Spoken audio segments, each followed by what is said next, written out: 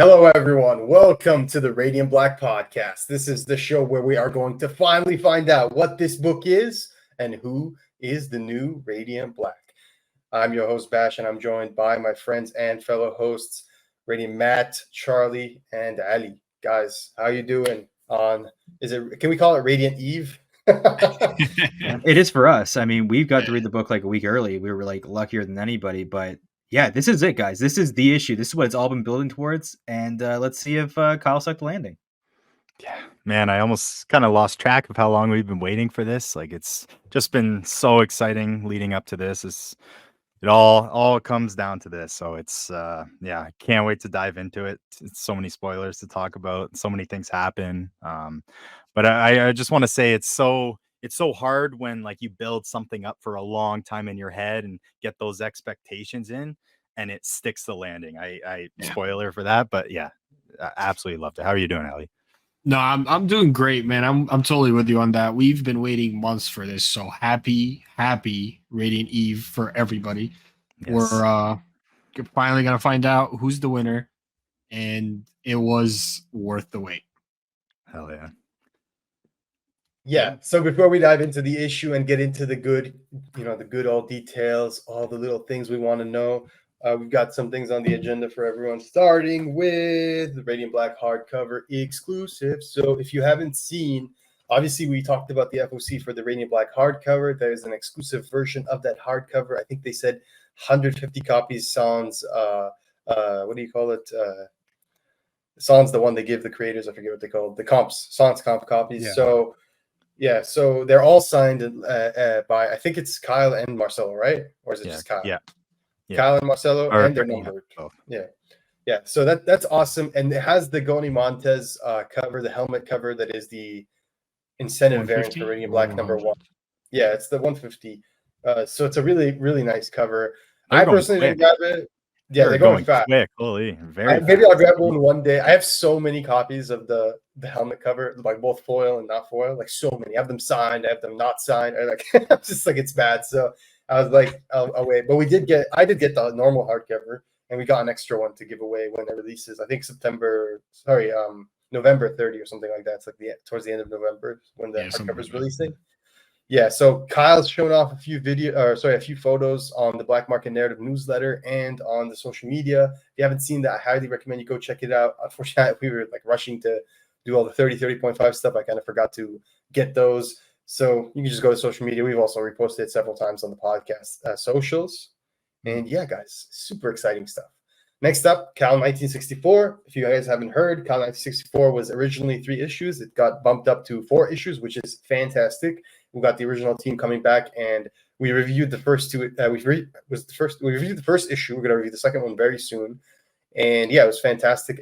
A great return to form. And they did get a reprint for issue 1 and 2.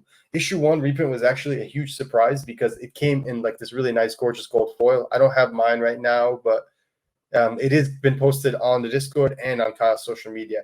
I did ask if the issue number 2 second print was going to be foil, and they said no, it's too expensive, which makes sense because I do know how expensive it was. A good treat. Yeah, I was surprised they did that for issue 1. It was a good treat. Like it really was. I highly recommend, if you're a fan of Cal, please take some time to go look up the cover. If you don't know what we're talking about, I guarantee you will want one. I guarantee it. They're pretty cool. They look really nice. So yeah, cool. It's so nice. I ordered one right after you showed me it.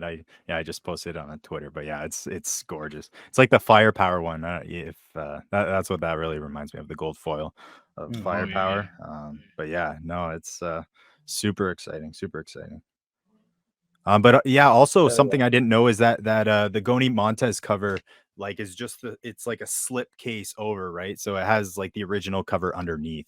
Oh really? No, I didn't know that. Which is good. So that actually made me go ahead and buy it, because I needed that original cover, because man, that thing looks incredible.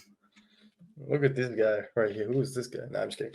Awesome. Nice to see you guys. So obviously there's some news. You can see here is the schedule for the New York Comic Con next week. And I mean, at this point, it was next week, like October 10th. So it's like in 2 days. On the 17th, I'm assuming. Yeah, there you go. So Kyle's obviously doing a few booth signings. He has a schedule right here. You can see this on his social media, Kyle D. Higgins, We've also got the Black Market Narrative panels. Got to enter the Massiveverse panel on Thursday with so many people: Kyle Higgins, Marcelo Costa, Rod Rice, Matt Groom, Brian Bucciolato, Geraldo Borges, Ryan Parrott. Like, what an amazing group right there. Like, I'm so excited. Too bad Melissa couldn't make it, but would have loved to see her there as well. We got Moon Man featuring Kid Cudi, with Kid Cudi himself, Kyle Higgins, and Marco Locati, the artist on the book. That's going to be on Thursday as well. On Friday, we've got Bear McCreary, who recently did a whole book with Matt Groom called The Singularity. If you haven't checked that out, I highly recommend it. It's so cool. He's going to be doing a musical world building as well. And then Massiveverse meetup. Again, I'm so jealous. Like, I'm jealous of everyone who gets to go meet everyone and talk to them, but I'm super jealous of the whenever there's a meetup, because that's what I really want to go do, is meet all the creative minds behind the Massiveverse and have a good time. So here it is for everybody who wants just everything there. And again, it's on Kyle Higgins' social media, or you could just screenshot this and there you go. If you're going to New York Comic Con, guys, take some photos, tag us, whatever. Let's see, what great time it is. Let us know how much fun you had, and yeah, whatever the cool secrets you might discover. Last year they did that really cool thing at the meetup where you kind of like got a radiant. Like, they were like, which radiant are you? And you had to do like a quiz and they give you a radiant. That was really fun. So very exciting stuff.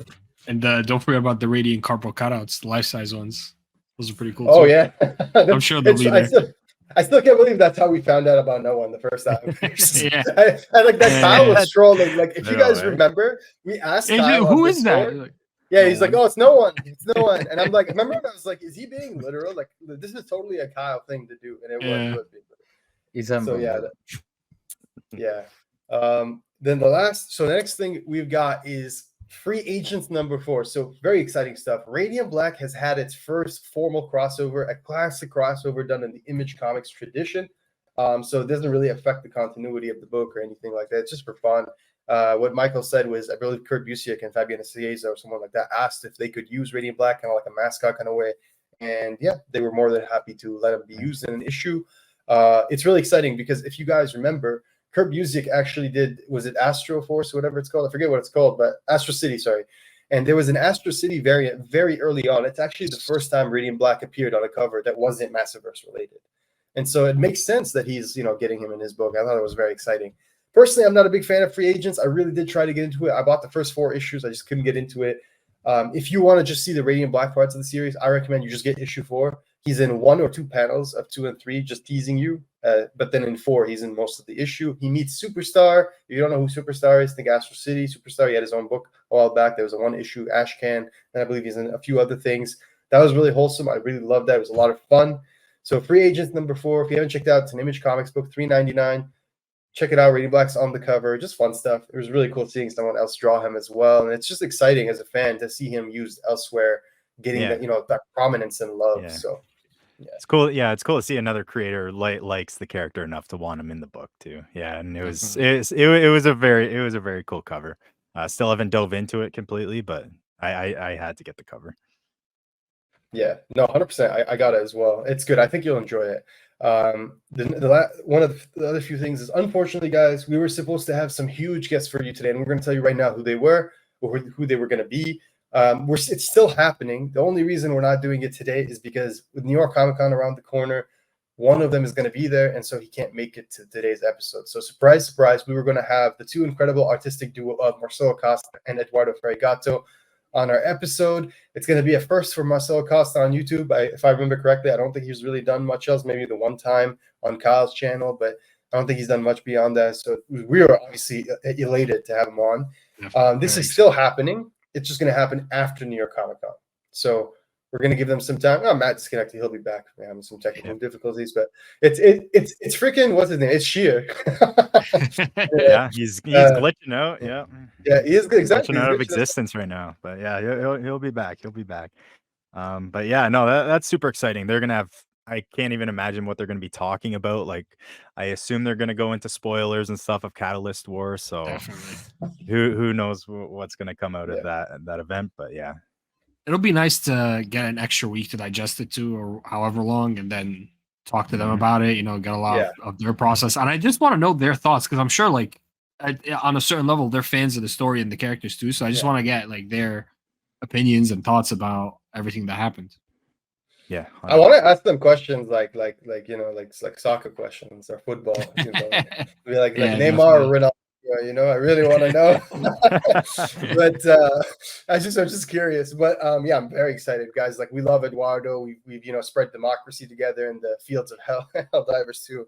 We love hanging out with him. He's such an awesome guy. He was telling us, like, I could bring on Marcelo and help with the translation. We're just elated when he said that, like, literally just lighting up our world, so we're very excited for that. It's obviously a huge thing. We're still going to do it, so it's probably going to be in the next 1 to 3 weeks. So make sure you keep an eye out for that.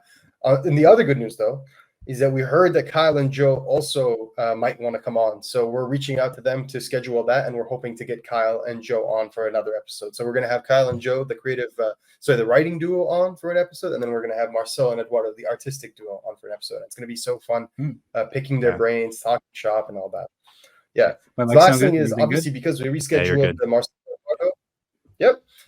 Cool. Because we scheduled Marcelo Eduardo, we're going to reschedule the giveaways. They're still going to happen. They're just going to happen when we meet with those creators. So keep your eye out for that. We're very excited. And then, of course, the hardcover giveaway is going to come out. We're going to do the giveaway when the hardcover comes out. So very excited for that. And then last but not least is, I think this is bittersweet. Okay, so obviously Radiant Black and the Massiveverse is going to be going on hiatus. The hiatus will last from when this issue releases, which is tomorrow, which is October 16, 2024, until February 2025. That's when Radiant Black will return. You'll even see, and we're going to talk full spoilers in this issue, and one very minor spoiler I'm going to tell you right now is at the end of 30.5, it tells you Radiant Black will return in February. Yeah, that was cool. Yeah, we didn't know that prior, right? No, we knew. They told us they said they were going on hiatus. I'm not sure if they said I knew hiatus, but February seems like shorter than I was expecting. Actually, we didn't know Invincible was coming back in February too, so it's going to be our boys. True. Black making moves, bro. Yeah, showing him who's boss and everything. Yeah, yeah. But yeah, we're gonna have a lot of fun planned coming up in these next 5 months. And if you guys have any suggestions out in the audience, let us know. No, we're not going on hiatus. We're gonna continue covering stuff. We're gonna have Radiant Black trivia, Massiveverse trivia, Roku-san trivia. We're gonna have other exciting events we haven't even brought up yet. We're actually trying to do a Who's Who or Cluedo, whatever the fuck it's called. Oh, it's past the 2 minutes. You can swear now. We're gonna do the Cluedo. Okay, we're gonna have this like guess who's who and whatever about Radiant Black. I'm trying to craft them myself, so it's a little bit harder. Newsletter people, we haven't forgotten, but I to make it up to all of you amazing folks, we're actually adding to the newsletter. So I've asked the boys and myself to add one more piece to the newsletter, and it's going to be spoilery and cover all the stuff that happens. Basically, we're going to talk about 30 and 30.5. A bit of a 0.5, really. Exactly, and it's gonna be additional to the newsletter. So it's going to be a really long newsletter. It's going to be like almost twice as long as the last one. So keep your eye for that. It's going to be really fun. I'm really enjoying putting it together. And then in the future, hopefully, we'll be back on track with, the Massiveverse banking, everything. We'll probably start working on the next newsletter on the hiatus time so that we can add to it once. And so much happened in the Catalyst War. We'll have a lot to talk about. Right. Yeah. Like we still have a couple of Rogue Sun. I'm not sure if Rogue Sun's coming back, but we have Vicarious. We have Ryan's new book. I think that just came out today, actually. So tomorrow. Is it tomorrow? Yeah. Okay. Yeah, Wednesday. we're thinking ahead. Oh yeah. We're a day early. We're a day early. Issues, right? Didn't he say they're going to have some issues in the bank, so there shouldn't be as many? It should be more streamlined next year as well. Yeah. They said they will not. They don't want any more delays moving forward. It's a good catch. So that's why they're doing exactly. So they also deserve a break too. They do. They do an emotional break as well. Yeah. We need a break we need to like absorb this shit. Like everything happens so fast. Oh, man. It's like Tony Stark. When will you have time to rest or whatever? Like when will you rest? Like it's been a lot, and honestly. It was amazing. Yeah, put them down for us. For Kyle, Joe, Marcelo, Eduardo. If you have questions for us, whether it's about the hiatus or questions about the gap or questions about the future, put them down. We'll ask them for you, of course. Yeah. That's it. That's all the workshop stuff we have to talk about today before we dive into the issues. Now we got 30 and 30.5. And of course, guys, we're going to start with issue 30. One thing I noticed is that this event is 11 chapters, which is very unique, an odd numbered event. Like you don't see that quite often. Like very rare. Because 25 wasn't quite a split issue, right? It just had the different ending. Yeah. So technically, they are two different issues. But if you actually read 25 in the trade, I believe it's the same issue, and then they just replay the last. I don't remember if it was 2 or 3 pages. They put those back to back. Because for the most part, interesting. The whole issue is the same except the last few pages. And that's the only thing you see different. Yeah. It was so experimental that like publishers don't even know how to like post this shit. Like I don't even. It's tough for digital retailers in general, but like this is like what? What are you doing? Like so when you swing for the fences, sometimes it takes a while for the industry to catch up. Really. Yeah, Right. that's so true. But yeah, all of them have felt very kind of separate, like these two timelines. But I feel like they've all just come together so well, and like these two really just felt like one continuous Plus story, Supermassive. which I loved. Which I plus Supermassive was like the Supermassive. unofficial like other chapter. Yeah.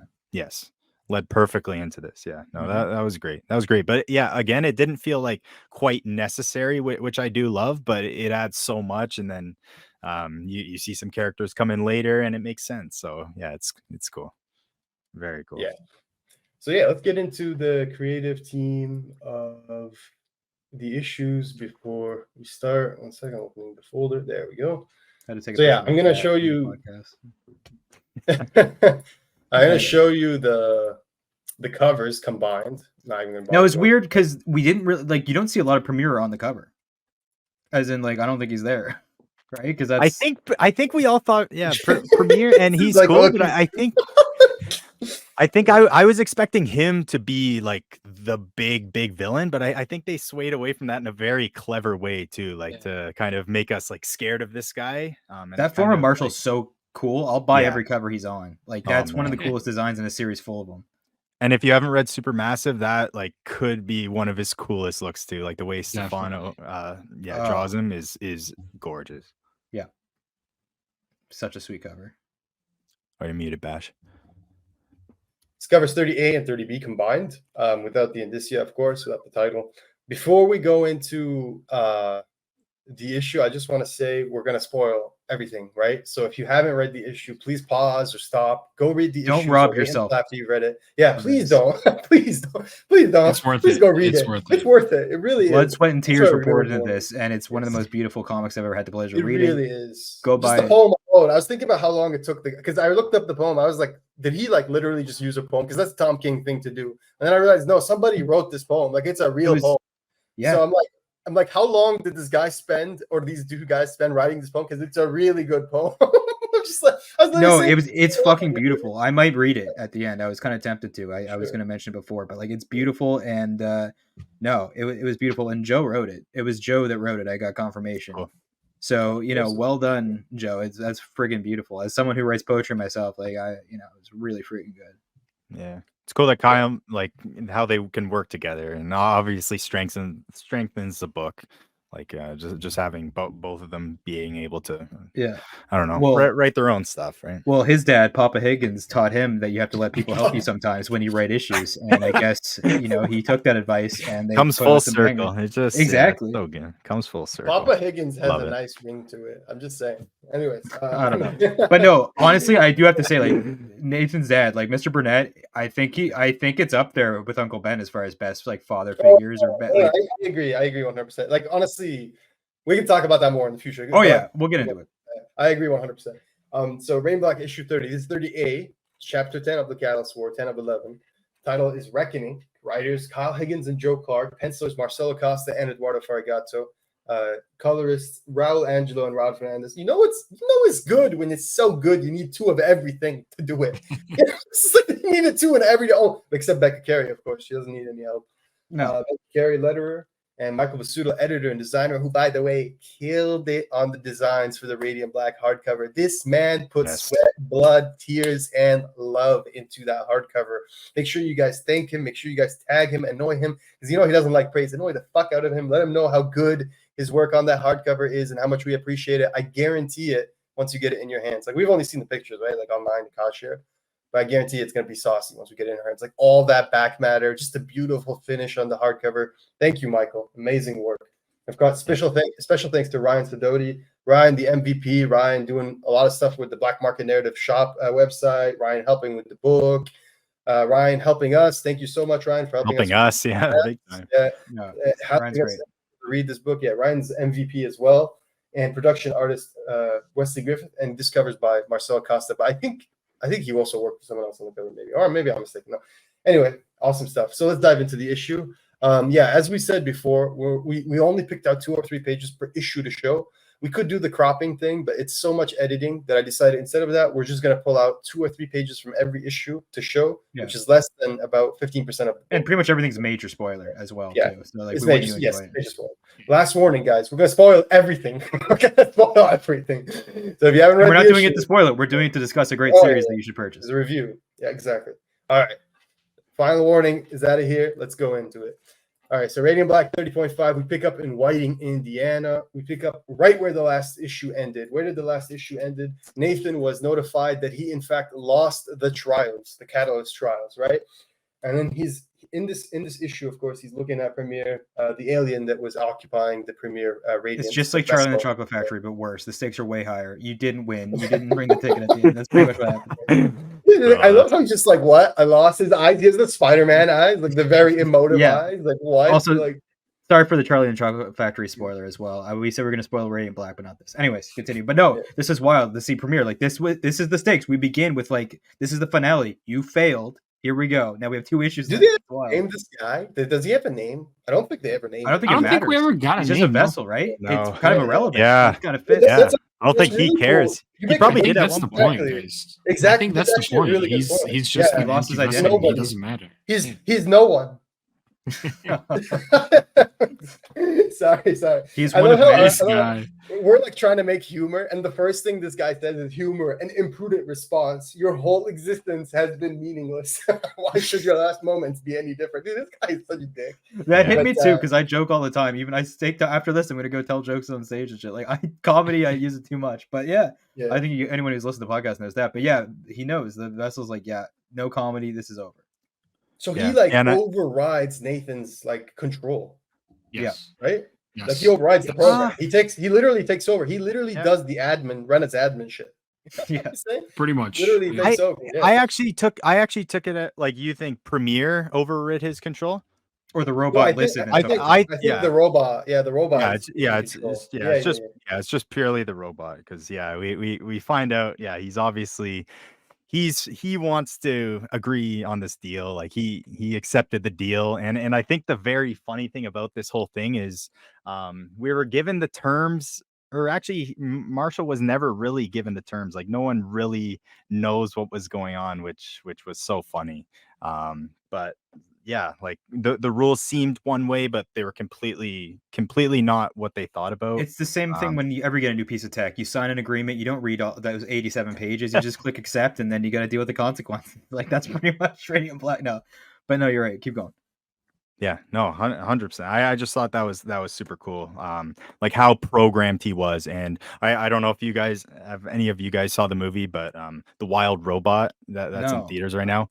It's a fucking fantastic movie. I recommend anyone to go watch it right now. Similar themes, and it's I don't want to spoil it, but no, the Wild Robot.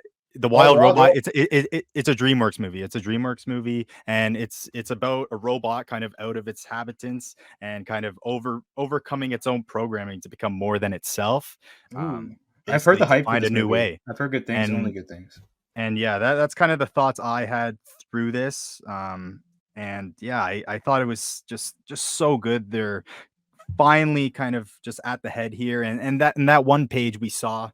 Remember the crazy splash page? I think that was one of the previews, and we saw like our world interconnecting with existence and stuff, just intertwining. It all just comes to a head here, and it's so perfect the way it's done.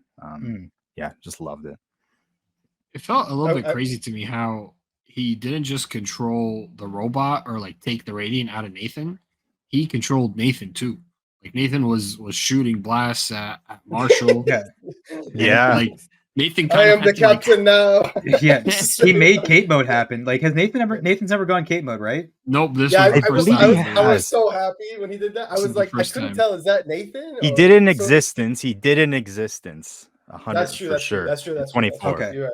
Okay. Well, it wasn't him doing it here. This was Premier. Premier's in control right and now. The eyes, right? He had like the Wendell. That was a cool look. That was such a cool look, like dope, all across. Yeah, they finally combine into one. But yeah, this was super scary. Kind of the whole time we've seen Nathan kind of have all of this control, and the opposite with Marshall.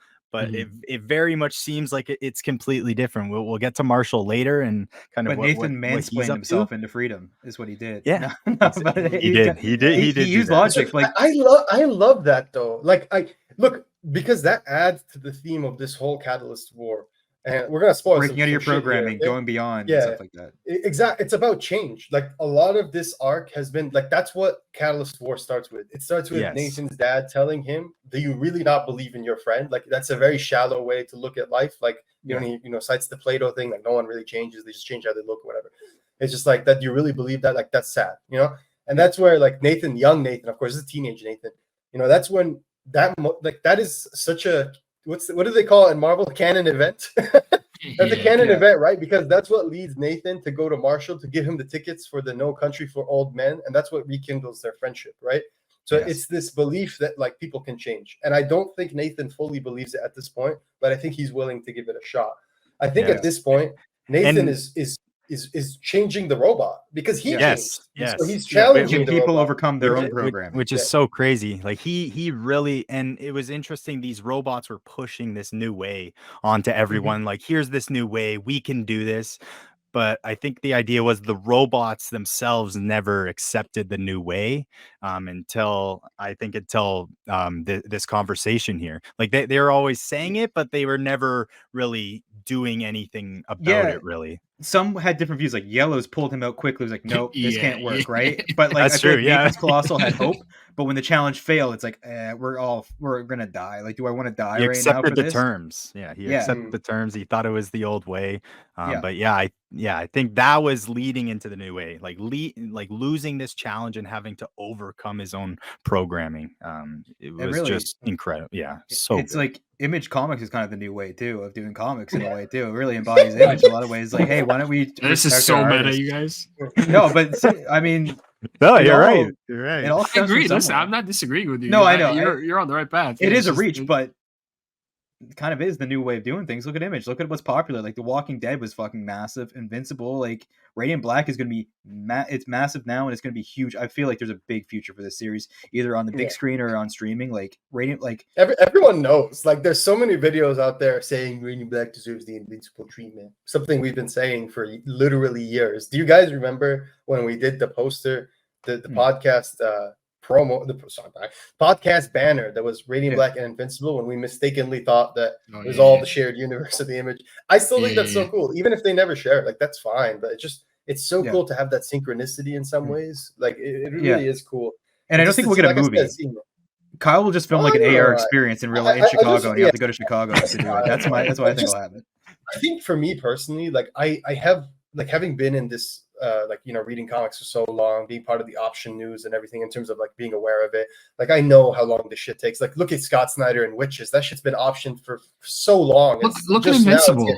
Invincible ended years ago. 2017.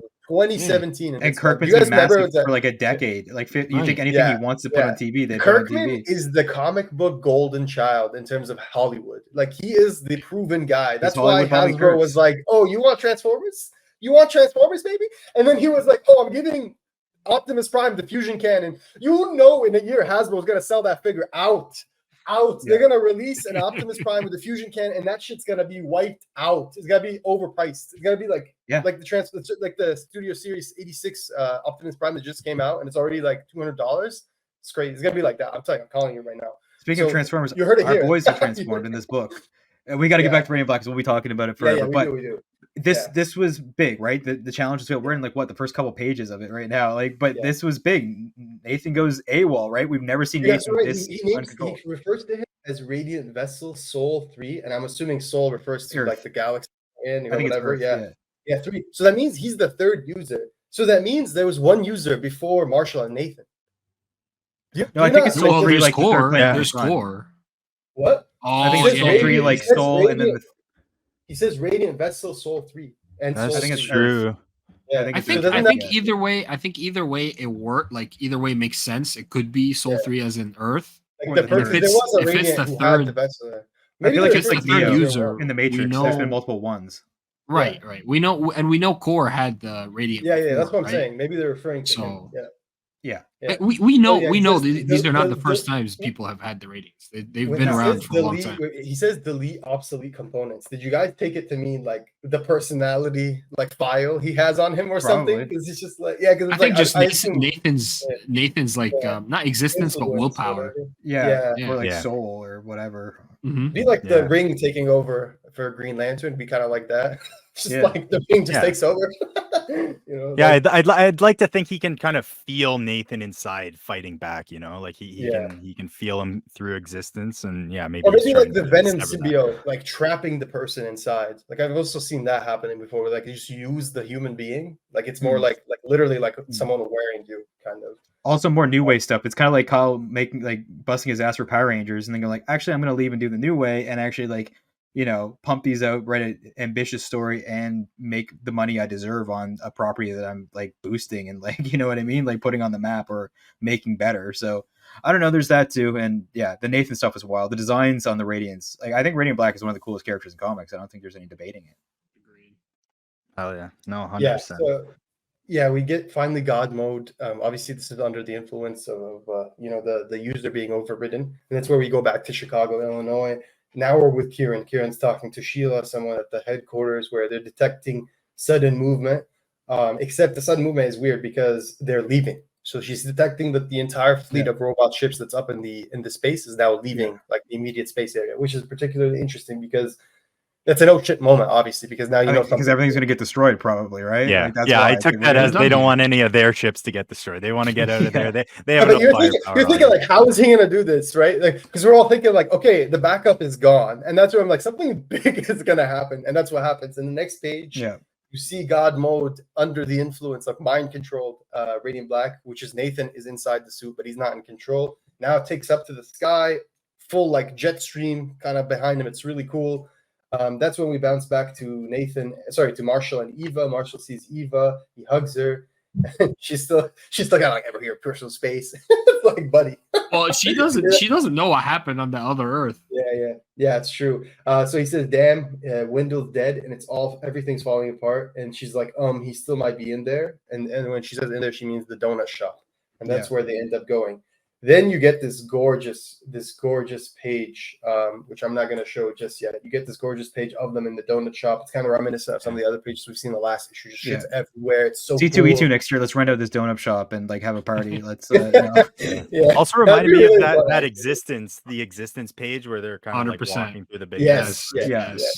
But everything just seems to be almost like falling apart here. Like he's trying, but Wendell definitely seems to be like he's in less control.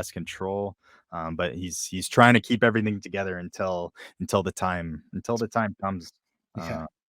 This was amazing. I don't know. I love the leadership Marshall really took in this, like without the Radiant. I think that was the big thing for him in this issue. Yeah.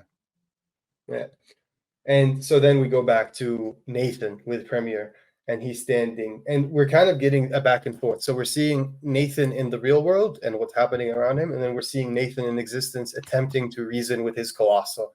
So he's saying, this isn't him doing this, it's you, isn't it?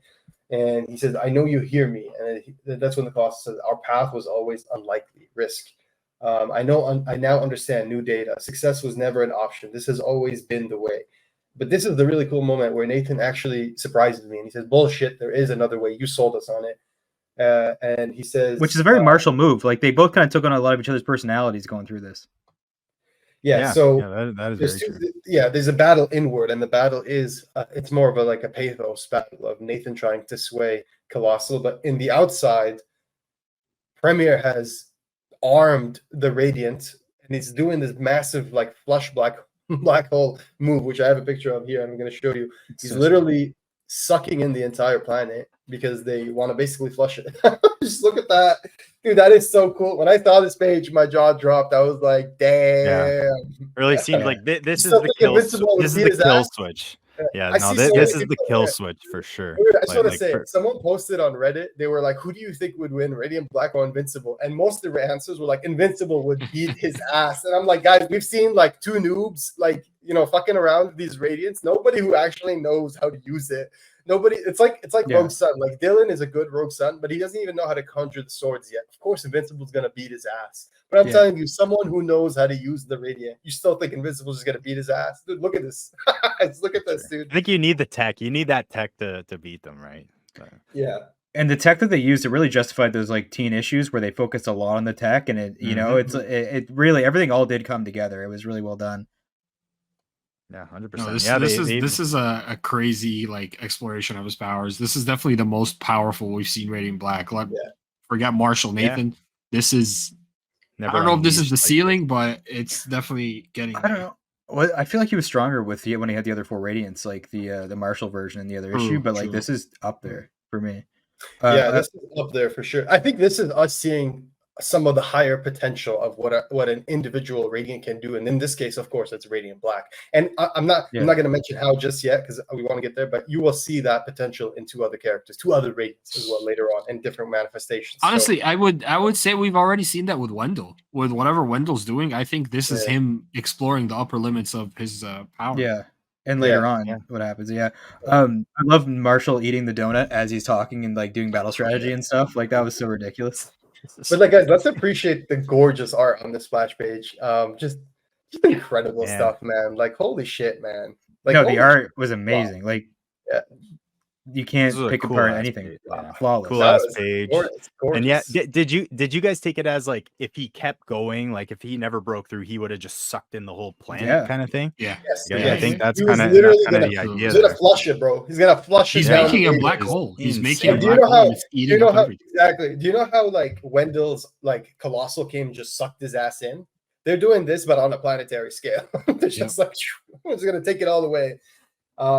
Yeah, gorgeous stuff. Even the page just leading up to it, the page with Radiant going up into the sky, it's gorgeous stuff. Like we said, we're not show every page, but the artwork in this page is killer. Each panel is crafted with such love and delicacy, and you can tell. Like one thing I felt reading this is I almost felt like I could feel the giddiness of the creators because it's so well made. Like you could almost feel they were like excited to get to this part and do it because it feels that it shows in the way it's executed. So amazing stuff. Yeah.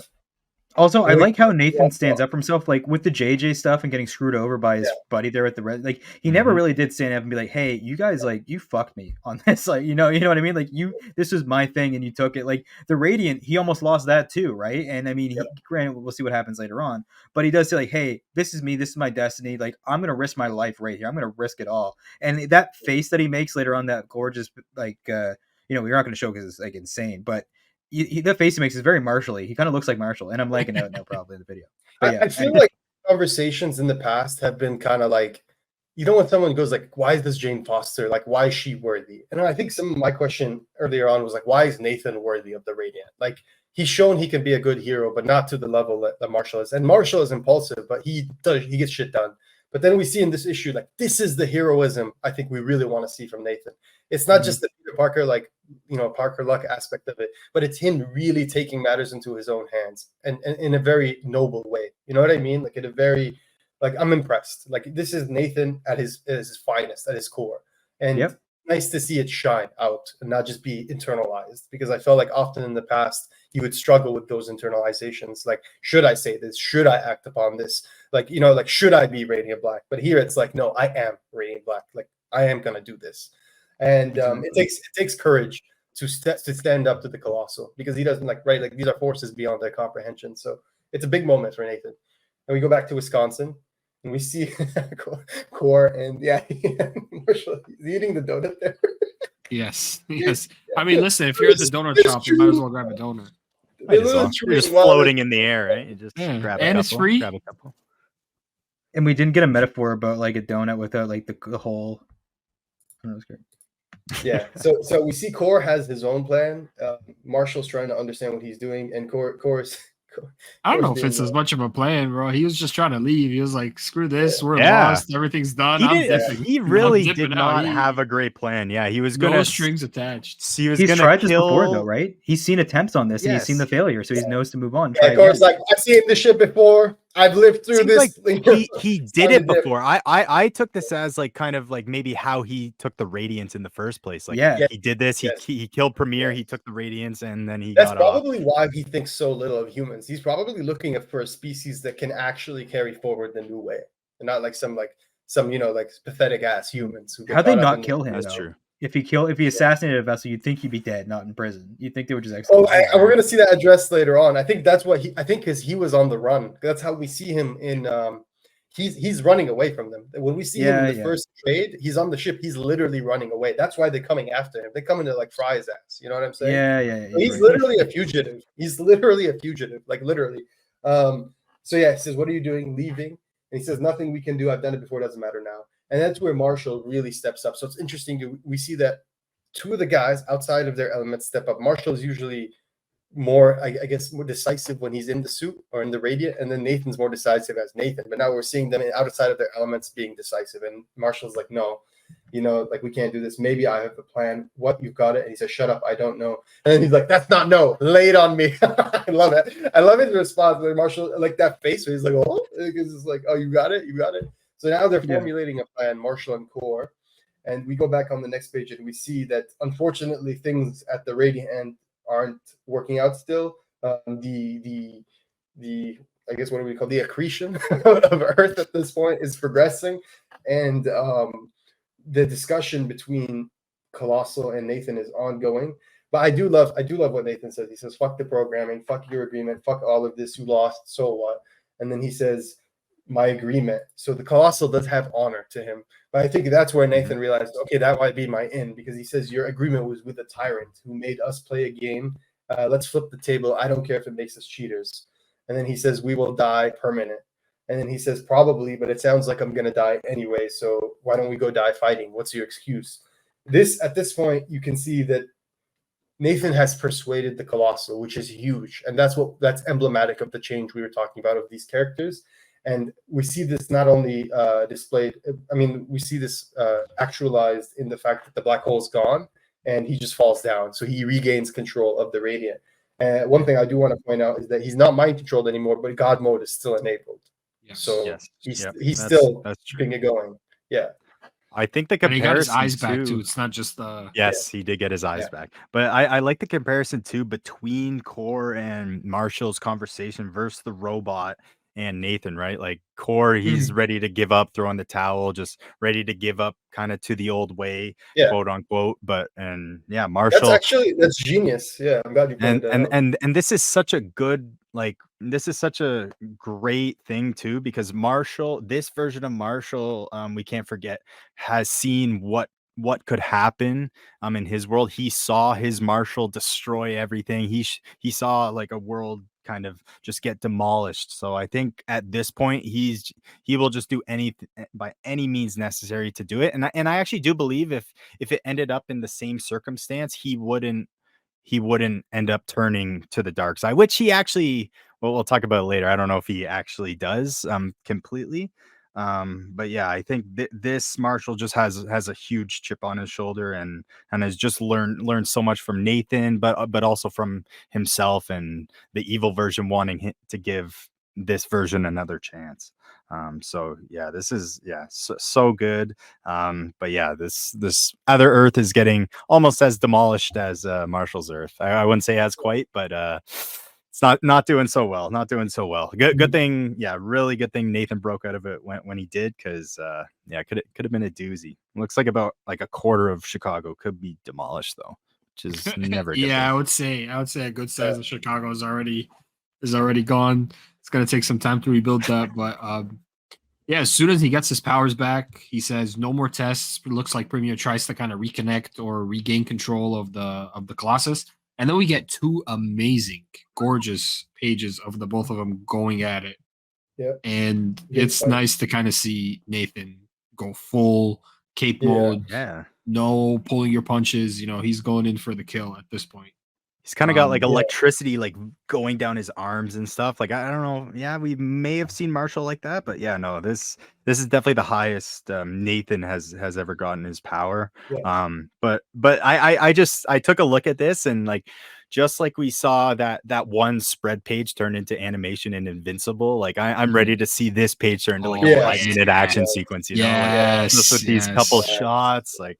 This whole issue, like seeing that black hole is gonna be something one day. It's a game changer for sure. And honestly, like, yeah, these 2 pages are gorgeous, but the tables are turned quickly, and it gives you a real appreciation for how powerful Premier is. Like we've talked about this before. In the issue 25, they say that like they're kind of like the 4 horsemen to like Premier's Apocalypse. He's right? the Apocalypse, yeah, he's the Apocalypse. So it's like. And they said that his favorite was his Iron Fist or whatever, his fist, which is Radiant Black. Radiant Black is normally his like general. So it's interesting to see like him having to put down this like, this rebellion almost, you can say. And the rebellion is twofold, because it's not a rebellion only of the individual of the Radiant, but it's a rebellion of the mind, a rebellion of the ways, right? It's convincing them for free will versus programming. So in this case, Premier grabs Radiant Black by the neck, and it seems like the fight has taken a turn. We see all the robots flying back down to Earth. Shit's getting real again. Then we get to the penultimate page of this issue, which I pulled out. We're going to share this one as well, guys. This is an all-timer of the Massiveverse. Just to see all our favorite characters come out of a portal together. Drawn by Marcelo. Marcelo, amazing. Killing it. Man. Amazing. I kind of wish the book was done traditional, because if it was, I would buy this page. I'd buy this page right away. I don't give a fuck how much it costs, but wow, it's such a good feeling. I don't know how to explain it. Just seeing all these like beautiful toys they've created playing together in the same one sandbox, actually talking to each other. It's just so nice. You know what I mean? And he says, sorry. I love what Eva says, which is like, sorry, Wendell had me gathering the troops. Are you okay? He goes, gathering the troops. What are you? And he's just like, oh, wow. He just takes it. Blended in so well with Supermassive, the way they brought these guys in just to help. Like literally, that's how. Bro, Shift decapitated a robot, bro. Look at that.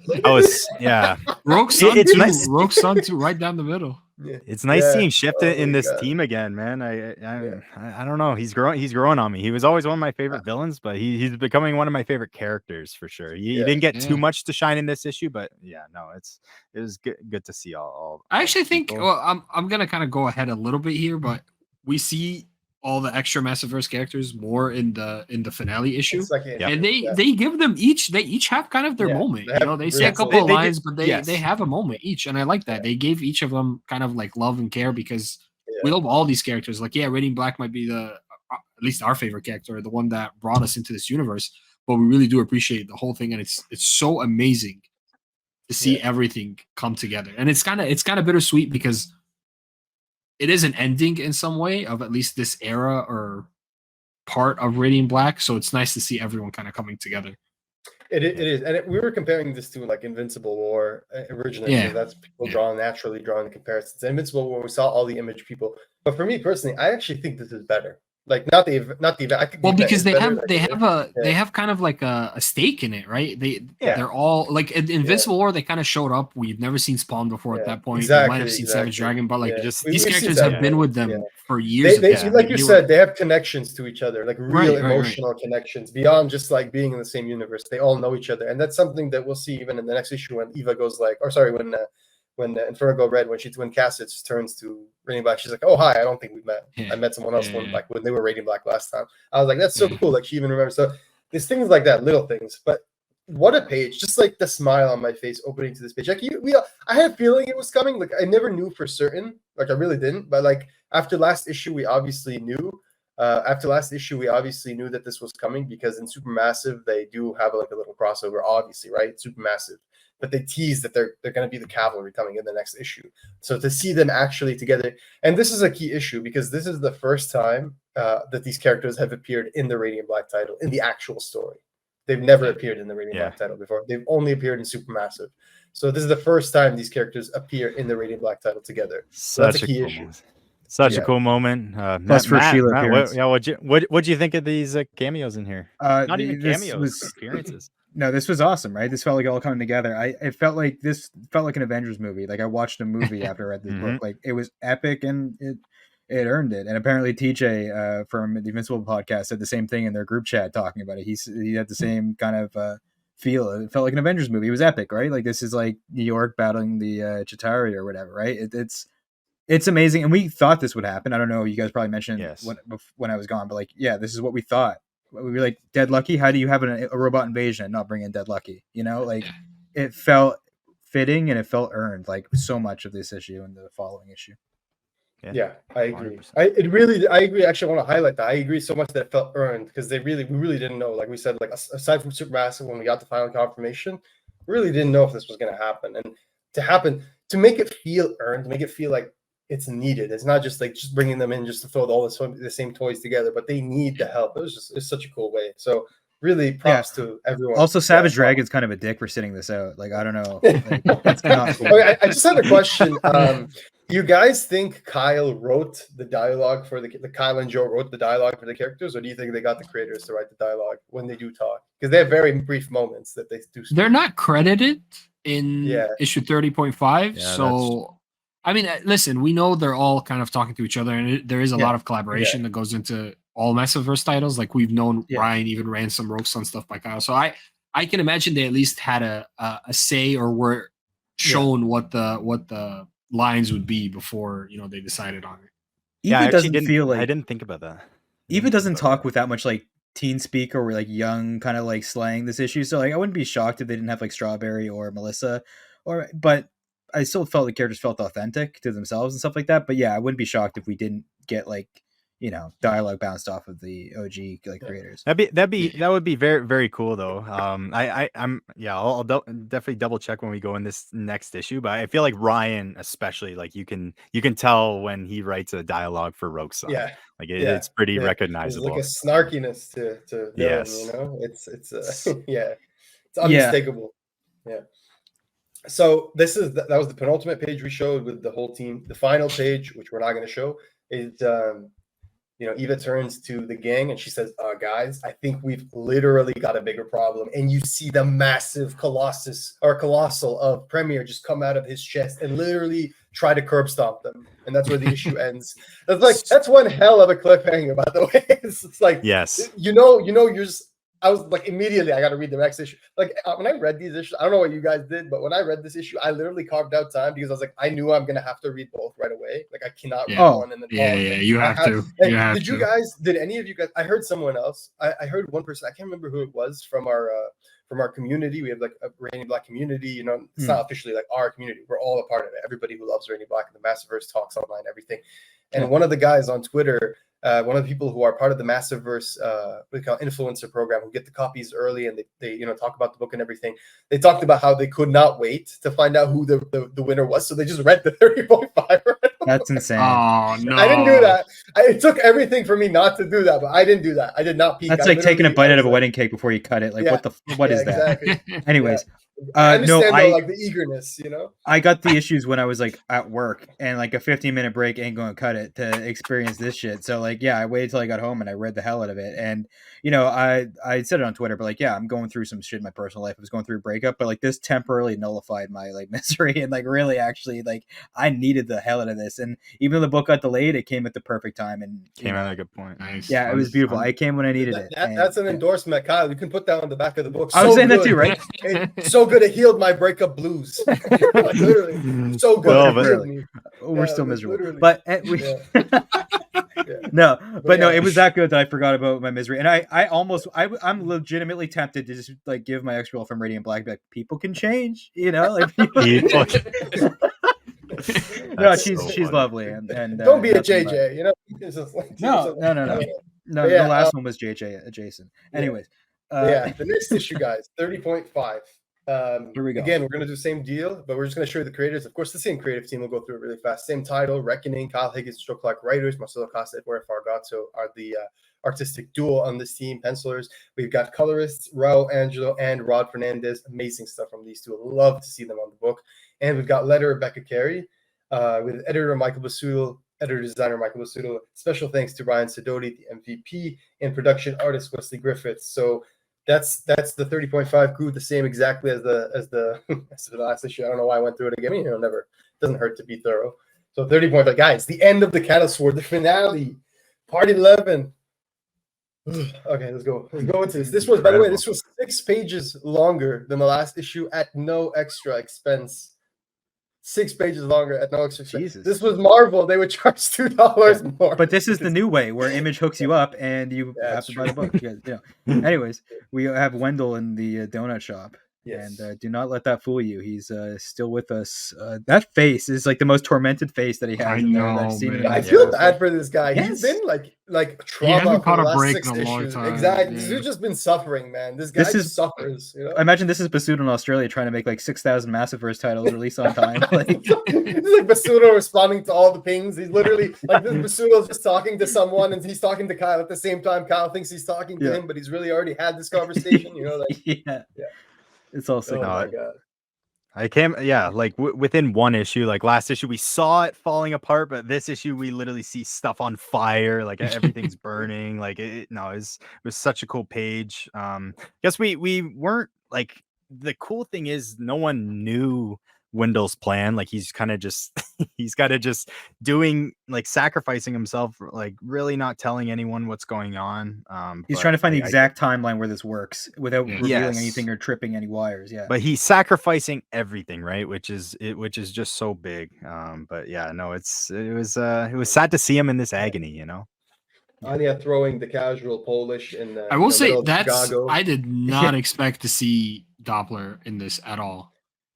Me too. And there's more that we see later on.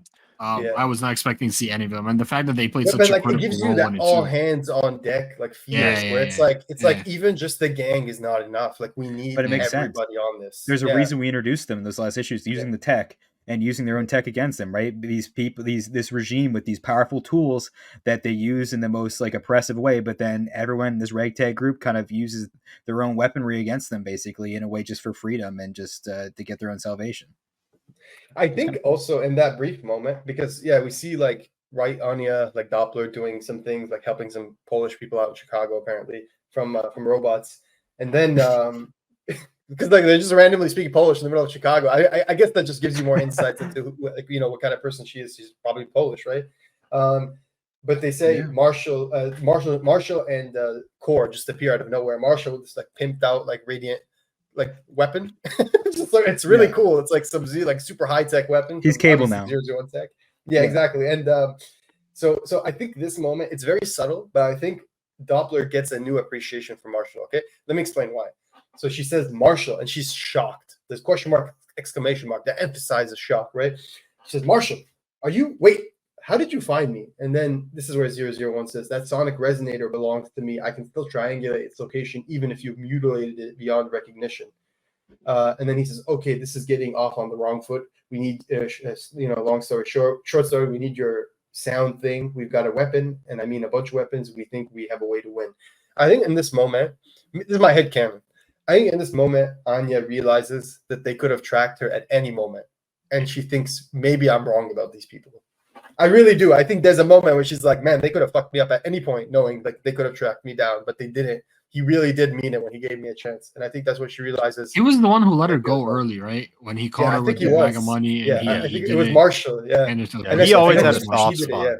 Yeah, and we knew that she was the easiest to turn, right? Like she's the most like noble reason for using the tech, because it actually helped with her illness and stuff like that. And she literally just did it for like literally the best reasons possible. And she might have a necessity. She had her own little Breaking Bad. Like that would be a really fun mini. It's like Anya Breaking Bad. Just like her trying to cure her forget what it is. Yeah, it was really fun. But then we go back to Chicago, and man, oh man, that Colossal is firing beams from 3 different holes. He's got 3 nipples, bro. It's like the James Bond villain, bro. He's Chandler Bing of robots here. Let's go. Exactly. So good, yeah. Dude, he was just throwing over robots for Satomi, just a sock in the face. Like they're just all working together here so well. So good. But Premier, actually, one thing I did want to ask is Premier the Colossal, or do we not know who Premier is yet? I think Premier is more the. Yeah. I think like no, the radiant, like the rank. Hold on. I think Premier is both the person that has the Radiant. That's Premier. So it's not just the vessel, right? It's the vessel with the Radiant and the Radiant in control. Yeah. And then Catalyst is the programming or whatever you want to call it. The specific Colossal might have a different name. Okay. Yeah, I was just confused at the end, like when the vessel, he lost the Radiant, and then he's like, "Oh, where's Premier? Where is he? Where is he?" So I was like, "Okay, like maybe he's like mentally lagging because his connection to him is broken, or maybe he thought about that. He doesn't seem all there. He doesn't seem all there anyway. Yeah, that was like a casual spoiler, but like we said, we already gave you spoiler warnings anyway. So, the next page we see that this robot, first of all, is terrifying because he does not give a shit like compared to the other ones. I feel like the other ones have a bit of mercy to them. This dude's like a ruthless, just like straight up down to business, murdering people. There's a really cool scene where all these robots are hoarding Vivi, and she's just like, "You think you're gonna come at me with robots? Seriously?" She's like, "Robots are my whole thing," and she just gets interrupted because this freaking foot's about to curb stomp her, and radiantblack just grabs her right away, just flies her out of the way and says, "Sorry, I didn't want you to get crushed." There's Nathan coming to the rescue. And he says, "Also, when I said call in everybody, I didn't actually mean you guys. How?" And then she just says, "Wendell, he just helped. We just helped him on a mission." So this was like payback in some ways. And Wendell clearly had been planning this all along, which is very amazing. And that's where you get Cassia coming in. She's like, which was a whole thing. She says, "Hi, I'm Cassia, by the way." And Dylan interrupts, of course, in Dylan fashion, saying, "Killer robots are invading the suburbs, guys. Does anybody have a plan? How do I beat it?" And that's where, how do I beat it? That's Nathan asking his Colossal. And he says, "Nathan, bro, you're still alive for now." I appreciate the vote of confidence. He says, "How do I win this?" And he says, "You don't have the strength." Okay, and then he says, "You guys draw a line, blah, blah, blah." And they're trying their best to contain the effort. We see this epic battle between the two Colossals. Nathan's Colossal, Radiant Black Colossal, intervenes, steps in and fights Premier Colossal. There's a big-ass battle.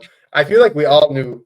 Did you guys have this feeling when you saw this page? You were like, "Oh, definitely, definitely." Okay. Yeah. And I will say too, the Premier's Colossal is quite a bit bigger than the Radiant Black Colossal. Bro, that's absolute Batman standing next to regular Batman. That's absolute Batman standing next to regular Batman. Literally, but I also want to say right before that page we get kind of another super massive esque page of all the people from the original super massive just kind of all squatted up there ready to go in there. But yeah, just seeing the robot out like this is finally like the robot overcoming its programming and going against existence itself and against these embracing the new way for real, so not just cool. Talk, like actually embracing the new way. 100%. And we get Marshall in here too. Like he's making all these plans. We know they somehow want to use this technology to supercharge Premier in some way. We don't really know for sure. But yeah, we see him in the ship here. I was kind of hoping 001 kind of had like an extra costume for Marshall or something. He could have worn like a cool costume coming in there. But no, he's like Premier. We see how strong he is. He charges right through 001's ship. And I don't want to skip too far, but yeah, that 001 versus Premier is something I didn't know I needed. I did not know I needed that. Yeah. But that was so fantastic. But then you get to the most important page. The most important page is right after that, right? Because so what happens? It was after floating. That. Yeah, it's right after that. Premier's floating. He sees him, but then we get the most important character of the whole event. It's back to Excel and Sheer. And this is the funniest part. Excel says, "Oh baby," while he's shooting he's rubbing off on them, man. He's rubbing off on them. And Sheer just turns while he's flying the chopper. He just turns and he's like, "Bro, not cool." And the ship yells at Sheer, eyes forward. These guys are always a vibe. Like it doesn't matter if the world is ending, whatever. These guys are, which makes me emphasize, man, if we get a one shot of these guys just doing shit, I'll buy it. No problem. I don't care if it's and then Kieran's like, "Oh God, not like this. Heist. I don't want to die with these idiots." Like exactly. Kieran's like, "Man, I've like been head of like intelligence agencies. I've been on top of this extraterrestrial shit. I'm about to die with these morons." But, I still think he's like a Marshall clone or something. He looks like Marshall so much. That panel, we need to create a meme. The next page, there's like a moment where Excel's about to fall out the chopper, and Sheer's face is utter shock. His face is, bro. He's just like, his face is haunting, man. Whenever they do his face like that, it's so like Like that could be That's a a meme, mascot, though. a scary Halloween costume. It's cool. I don't even know how you draw Meme, that. bro. Like you just have to shade the outline of some express, like the lips and the like. It's really cool with the absence, the whatever space there. No, that's sweet. And then of course Nathan saves the day with his own little quip. Yeah. Nathan saves the day. He's like, yeah, me saving you from dying. He's almost like telling the guy, see, like, not so bad. But then you see a big, the momentum swings in favor of the enemy as we see that the Colossal, the green Colossal, the Premier Colossal, basically Marshall's, oh my God, Radiant Black's Colossal intercepts a blast from Premier's Colossal. It is a lethal blast, basically chopping off his entire left arm and taking even a bit of his torso off too. That leaves him pretty much dead. Yeah. When's our team doing this for immediately? That was him literally, I think, giving his life to the new way, sacrificing himself completely, and he's like, which is interesting since in 25 the yellow one was like, fuck the new way, I'm out. Remember? Do you guys remember that? The yellow one was like, the yellow one literally overpowers Wendell, and he's like, I'm not doing this. Like, I didn't agree to this shit. I'm out. You know? Right. Now I am very curious about later if we're going to come back to this, because we do know this is not the first time the robot has died as well. Last time it was in existence, but it was dead in Radiant Black 24 when they just tossed the Radiant in its chest and it came back to life. Don't forget issue 18, right? The yellow Radiant was dead, and the whole story the yellow Colossal. Yeah. So we do know they can come to life, but what does that bring? Maybe it's not worth it. Maybe that brings the old way and this whole database back, all of Catalyst. So I'm not sure. It was super sad. I didn't know I was gonna be this sad losing the Colossal, but it was a great moment that leads into the moment I was talking about earlier that I didn't know I needed was Core versus Premier. Was such a great fight here. So cool. Just everything in these pages amazing. The intensity, fighting, brutality. I love how he didn't beat him by overpowering him. He kind of beat him at his own game, like hand-to-hand combat. He didn't blast him out of existence or that's true. Shoot right through him. He just outmaneuvered him. He outpowered him. With that his signature sword right to the chest, it was brutal. But what he says at the end when he kills him is so brutal. He's like 001 core ... end inconsequential. God damn, bro. Damn. Such a cool panel too. And then you see Marshall coming right after. He's just he doesn't care at this point. It seems like he doesn't care. I think he kind of assumes he might die at this point. I don't want to assume that, but he's really just doing anything he can to. But it's redemption too. He heard the timeline where he was all evil, so he's going all in. He saw that, and he saw the evil one give him another chance, which is I think Marshall can be impulsive, but this proves that he could actually be a good superhero because it was his plan. It was his tenacious belief that they have a chance to fight. Like a lot of it, of course, it's not all him. Of course, Nathan really pulled his own weight. The team came to help, so it's a group effort. But this was him. He came up with the plan. Even though Core helped him, but together they worked on it. So refined. It's really interesting to see him in that role. And he quoted all those movies and stuff. He was even doing Independence Day references and shit. But no, he's at the end of the day, he's the hero of these movies. He's like a movie hero who goes from real world to the real world of saving everybody without the powers, just using that that business mind of his or whatever he's got. He did it, right? It's obviously a team effort, but This is straight up his Peter Parker moment in Homecoming, right? You're not a hero. If you're not a hero without the suit, then you're not a hero. And this is finally him kind of doing that. And I think Nathan really sees that too. Yeah. And obviously we see that, but just I also love when Marshall shoots him. Kind of the beam kind of goes across the whole page. It goes across the whole page, through all the panels and everything. So well done. It's a chaotic page, which it's meant to be, right? Which it's meant to be.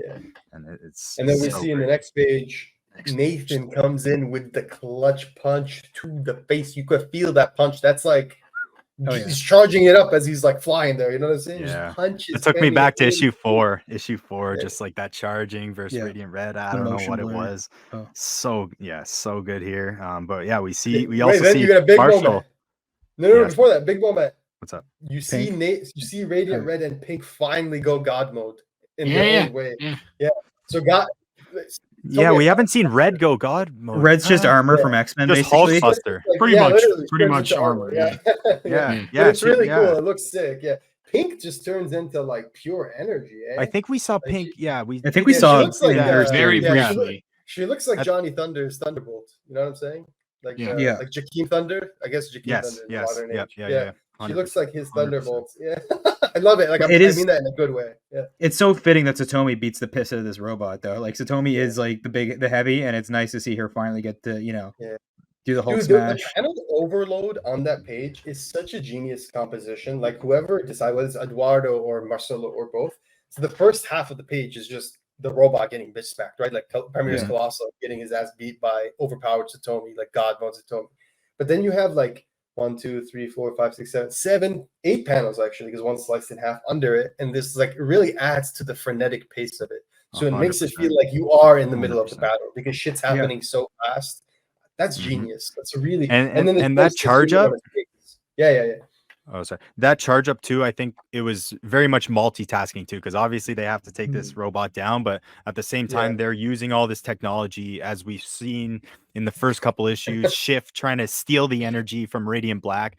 This is what they're trying to do. They're trying to power up these batteries and this tech as much as they can. To just overload these things and blow it to smithereens. But yeah, it was. I love how his catchphrase. It's like, a hero would say something heroic. Marshall's just like, eat shit. So perfect. So perfect. It was so perfect. Yeah.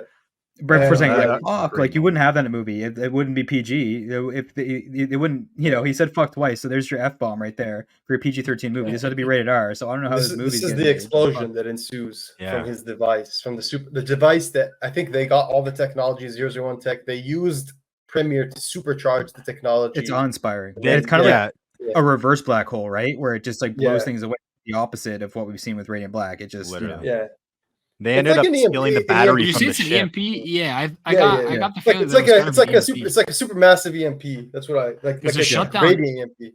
It shut down everything. It shut down the Colossal. It shut down each individual Radiant, like all the colors. And didn't it sever their connection? Right, severed their connections. Severed. Everything from existence, like all their radiance, all the tech, everything is now severed from existence. Is what I took as it. So I wonder what's going to happen with Shift and all the villains. Because like every villains too, right? They managed to go and snag the vessel guy, right, and get out of there quick. So I think like they still have their connection to something, but they sever the connection with their god, which is like they have no leader and they have no like omnipotent leader telling them what to do all the time, at least for that short period of time, which could have awakened who knows how many more people. Like the potential for story going forward is pretty crazy, right? Because as we saw, the Radiant was taken, like Premier's Radiant, so we could still get another big war coming on in the future. So my question for you guys is, we saw I'm gonna call him Vessel. We saw Vessel freaking out without Premier, and he's like, "Oh, where's Premier? What's happening?" And then we see, I forgot what they were called, but like his generals or whatever, they come, the priests, they come, they save him, and then one of them grabs the Premier Radiant. Yeah. I don't think, because when we see every other time we've seen someone grab the Radiant with their hands, they've basically absorbed it. Do you think that's what happened here, or do you think they're just saving it? That's the armor. That's the armor. That's the armor that could be used to carry it. Yeah, that could. Yeah, that's the one they used to carry it. Okay. I think that's why the dude in the armor grabs it, and it's the same scene we were talking about this earlier. Connections to 25. We're getting more. There's that vision that Wendell has in issue 25 where he's like, "What if don't do something stupid to Kieran?" Where he's like strap a nuke to a shuttle and like send it up to space, right? And then he's like, and what if I keep disagreeing with you having these visions and we don't arrive at an agreement? And that's where they just beat his ass, and they have the same kind of machine take the Radiant from him, if in that vision. So this is just an interesting comparison between those two. So here we see that it's gone. They disappear with the vessel and the Radiant, like separated, but they take them both. So that's very interesting to see what's going to happen moving forward. We see the robots then take off. They're leaving Earth. They're escaping. But the next part, what happens is insane. Just reality starts to shift in and out of, just like it's craziness starts to happen with reality. It's like a multiverse of madness. We're in Cube world now. Yeah, for real. We see Wendell's Radiant is gone from him. So Wendell no longer has his Radiant. He's not dead though, spoiler alert, because we see him later on in the issue. So he's not dead, but Wendell is no longer Radiant Yellow. Like it's safe to say his Radiant's gone. He gave it up. So the Radiant is left there at the donut shop. He looks hurt though. He doesn't look dead. And we see reality start to crack because there's tears in reality, you know, like they see shit in this thing, kind of like how we saw earlier in the last issue when Radiant overrides Radiant Black, how there's just like tears in reality briefly where we see both existence and real life. And then you see these footsteps walking, and they look like the Radiant character on the cover, and we find out it's Marshall. So good. And Marshall walks up like Thanos, getting the Infinity Gauntlets, and he grabs the the yellow Radiant, and he says, full set, I'll need it. I'll do it myself. Grabs it. Yeah, he grabs it. Something happens. I have the image. Yeah, there's one panel with some Radiant text right when he grabs it, but it's like glitching out. I could not translate it whatsoever. Like right under the Radiant, there's some text there. It's almost like the bottom half of it. No idea what happened on this page. I think it's ambiguous, but it can mean one of two things. A is that he killed himself. He sacrificed himself to fix the collapsing timelines together, or B, he fixed the collapsing timelines, but he is now like, you know, a potential villain, right? Like, because it's is he crying? Why is he crying? I think, I think it's the first one. I think it's I think he's. I want to say it's the first one. I want to say that he sacrificed himself to collapse the timelines and correct everything. Right? I think so. It makes sense why he's crying. He's kind of repenting for the bad things he did in his own timeline. Exactly. Especially since his timeline's kind of fucked now. Plus, it says it takes two, right? Like, isn't that the whole thing Wendell was saying? Is like without exactly. And that can't do one shell, whatever. Yeah. Yes. That was his whole plan, I think. And we obviously, spoiler, like we see Wendell alive later. I'm wondering, like, he could have died and that could be another timeline, but I think he purposefully left the Radiant because he knew Marshall could make this decision and he didn't have the power to put the timelines together. I think he's planned this out the whole time. But yeah, we see Marshall go full circle here, and the last time we saw him in Supermassive, like he said, like, I thought we'd be heroes, and he had the tear away, and now he's back, and he's literally doing the biggest thing he can possibly do in the world. I do have to head out, but I just want to say, like, this was a hell of a fucking read, and like, if the series ended right here, I would be satisfied. Like, this was a fucking banger, and I loved every minute. But don't end it. Keep going, Kyle. Keep going. You know, there's gold in them there hills. You've got yourself something fucking special among your other like amazing works. But no, this is great. Landing was stuck, and then some. Like, this was a 10 out of 10 for me. No flaws. Like, easy, remarkable. And the what was that, Charlie? Before you go, were you? And we won't spoil it, but were you happy with the vote? I was. Yeah. I was satisfied with the vote. We were part of history. Like, I need to emphasize that to people. We effected change. Like, we literally, like, it doesn't matter what way the vote went. Like, I'm not saying it went either way yet, but something that we should all appreciate is that we all contributed to this, and it's very rare in comics that readers have that kind of choice where they can influence the story in a specific way. So I'm really proud of the team. And not in a condescending way. Like, I'm impressed with what they've done. I'm really proud of them for sticking the landing and in surpassing our expectations. It's crazy to weave that into it, a random vote into your story and make it just feel fitting. We're part of the story in a way. Like, and that's something that we'll carry with us always, not just as a show, but I feel like the readers love this book. They'll carry that with them all the way because they effect change, and that's really cool. It's really cool, especially since the theme of this story a little bit, this arc has changed and everything. So it's a special series. For sure. Last thing I want to tell you, Matt, is at some point we're gonna need your thoughts on this poem and stuff. I want to hear you get into that. For sure. I don't even know. I want to hear you get into that. I'm just an amateur. My thoughts will sell you. Like, Joe fucking killed it. It was amazing. It was the perfect end. We talked at the beginning how, you know, well, at the beginning of 25 they talk about we'll talk. You guys will get into it, but it's beautiful. Love it. Great series, and you guys, I know you guys are gonna kill the rest of this podcast. I'll catch you guys later. Good shit. Catch you, dude. Take care, man. Take it easy. So we see Nathan crying. We see Marshall crying, and then he disappears. He fades into existence, and it's white. And then we see that reality is restored, and that's where there's this lingering question between the gang, the four Radiant wielders. We see Nathan and Marshall looking over as he sees Eva and Satomi. Eva makes a very funny remark saying, "You want to swap? I could be buff." just like I could be buff. And Satomi's like, nah, I'm good. You know, so clearly Satomi has an attachment to Radiant. I love that. Then there's this, giddiness on their faces as they reintegrate or reconnect to their radiance.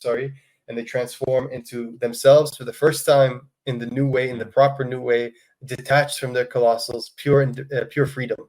So it's very interesting, free will. Then we see. I wonder what that. Do you think they were handicapped? Do you think the colossals were handicapping their powers at all? I don't think they were necessarily handicapped, but I think they could probably, because like we saw how one could override, so they probably could like act as barriers, right? Like they could probably limit their access, or like a lot of the interaction with colossals was them asking them questions and then being very vague and them just being like, I can't like do this. So I think now they have the freedom to like really go out there and just learn for themselves, and there's no like colossal that's gonna prevent them, you can say, or override them. Yeah, I hope this isn't the last we see of existence. So I don't think it is, but no, I think I hope. I have a. Yeah, we got to see Papa Burnett. We got to see Papa Burnett in there. We're all gonna be crying. Yeah, it's gonna be so good. Plus, the yellow colossal, remember, he escaped. Like he literally just went into his own. Right now he's with. Yeah, now he's Marshall, disconnected. Right? But, Marshall absorbed him. Yeah, that's Marshall true. absorbed the whole process. I still have a hunch that this is not the last of the Black Colossal that we're seeing. I have a feeling we're gonna see him again. Yeah. Because think about it, this to me feels like again with the MCU comparisons, but like I forgot what movie it was, Eternals, when we have that what the big Eternal. Yeah, I know what you're talking about. Eternal, when we have the Eternal just from Celestial. the ground. Celestial. Yeah. Now we have two colossals just chilling on the streets of Chicago. Yeah. And that's how the issue ends. Like an issue ends with them in the background, like literally there. Yeah, and you can see Kieran's like fucking squad around the Black Colossal. Like they're already. they're gonna be all up in exactly. Oh, I don't. 100%. Well, let's not put the carriage before the horse. And I think it's time. It's the page. Okay, it's time. We're about to reveal who won the vote. Yes, but let's talk about the speech bubbles because they're important. So we see Nathan and Marshall looking at the radiant together. Nathan says, "I never wanted this." And Marshall says, "You mean the alien robot invasion, or reality almost falling apart, or multiple timelines and you finally hitting God mode?"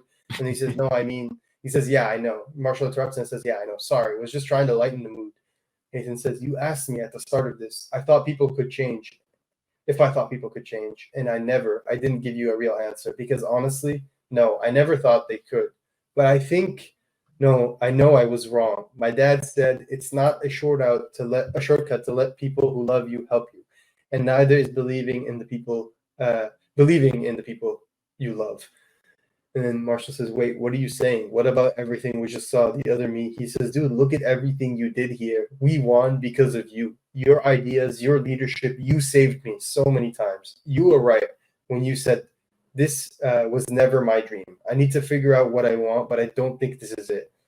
Then Nathan looks at him and says, "But if this is still what you want, I can't think of anyone better to do it. Can you?" And Marshall says, "You're wrong, man. People can't change, not by themselves." And then he puts his arm on Nathan's shoulder and he grabs the radiant. And the winner of the vote is Marshall. Marshall won the vote. Again, I think there's going to be some people who are going to be upset. Either way, I really, really thought about this before I read this issue, and I was like, would I really be upset either way? And I really thought no, because I'd be okay either way. Yeah. I'd be okay. Like, I'd be a little bummed out was Marshall because that was my choice, but if it wasn't Marshall, but I think ultimately Kyle and team, everyone crafted, and Joe Clark, and obviously this past arc, but really everyone, like Marcelo, Eduardo, like everyone working this with Becca, Raul, Rod, everybody who's been working on this book from the beginning. They crafted this amazing narrative, the story where they really make you care about two characters. And I think rather than be disappointed in the outcome of the vote, I think that's where I choose to place my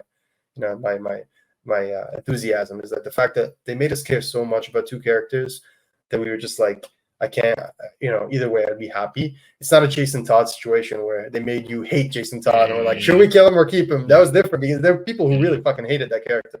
But in this case, it's like you have two characters who are so strong. They have very strong convictions. They're both good characters in their own way. They both have limitations. And I think that's the beauty of this book, is they really made you fall in love with both of these characters, so much so that the idea of one over the other is painful. But I think, like I said, either way, I'm so happy it's Marshall because that's who I wanted. But either way, I would have been okay. I really would have, because I think, especially in these past two issues, 30 and 30.5, Nathan really proved himself as a character. And I'm happy that, on the next page, we see that there's the funeral and everything, and there's the poem, which we'll talk about. But at the very end, they're at the airport. And once they were at the airport, I immediately knew what was going to happen, which is Nathan is going to go fulfill his dream. He's gonna go become the writer he wants to become. He's changed as a person. He has this courage. He has this new knowledge, this new confidence, and he's ready to take this on. You know, he's failed, he's stumbled, but now he wants to go through it. He has that conviction stronger than ever. And I think we see the same in Marshall, but in a completely different way. So it's really nice that we got that closure for both of them. I just sincerely hope that this isn't the end of Nathan in the book. I really, because they do mention like, oh, if you ever need me, just call me. I'll be there. Eva will just I don't think so. So yeah, I hope Nathan stays, even if it's in the background, because I do love him as a kid. And I think the thing is, like, originally, like we still know, like, he is connected to existence forever. You cannot sever, or I guess they're not connected anymore. So maybe, yeah, I guess maybe it's different now. But yeah, all we've known the whole time is like when he got the radiant, you are connected forever, like until death, basically. So yeah, I wonder if the rules change there. But I mean, the Colossal think, is dead. If you want to talk about death, the Colossal's dead. Yeah, no, that is very true. But Mr. I'm not sure if existence.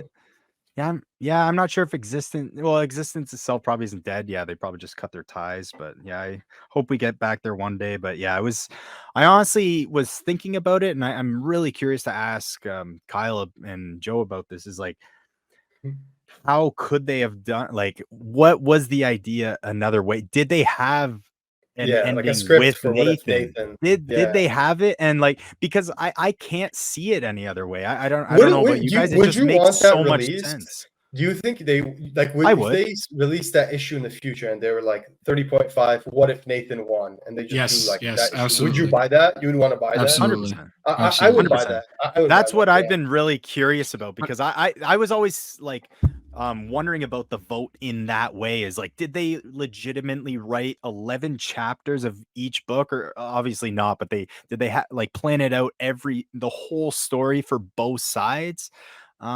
I'm not sure. But I just this ending, and we talked about it before, just how Nathan had so much like unleft things to do, and he has so much purpose in other things in life. But Marshall, like, this is what he's always wanted to do, it seems. And like, once he found this, what else is he going to be doing if he's not reading Black? I think also what Marshall really struggled with, I think beyond his self-belief, I think Marshall always in a sense believed in himself, but I think for him to fully believe in himself, he wanted someone else to believe in him.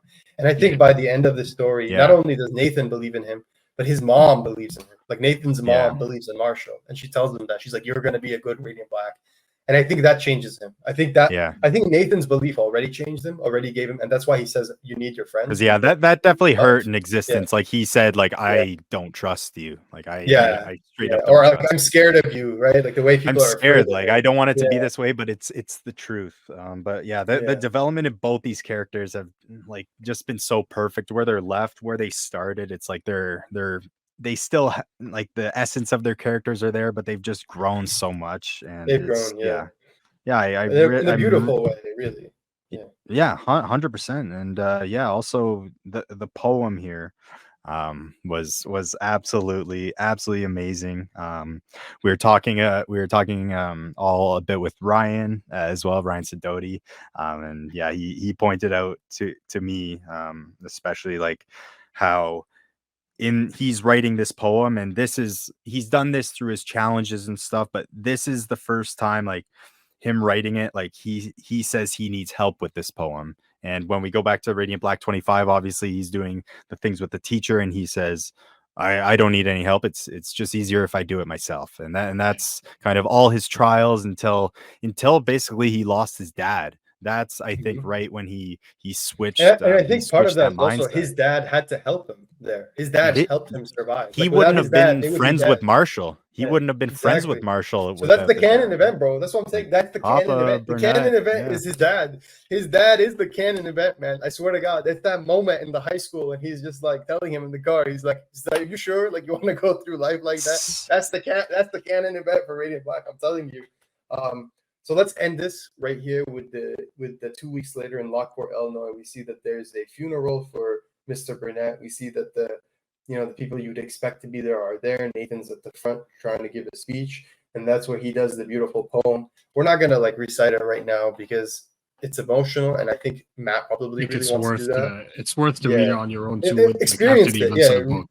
I read it like 4 times. I was like, it was really into it. It's really, really well written. It's like incredibly well written. Like I'm seriously impressed. And we reached out to the team to ask who it was, and I think Charlie, you said it was Joe.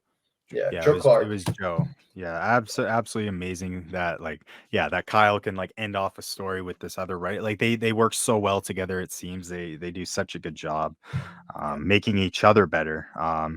But yeah, this was so cool just seeing kind of the aftermath of everything. It really does feel like an ending to something, which it is. Yeah. But it sees everyone just so satisfying. Life, right?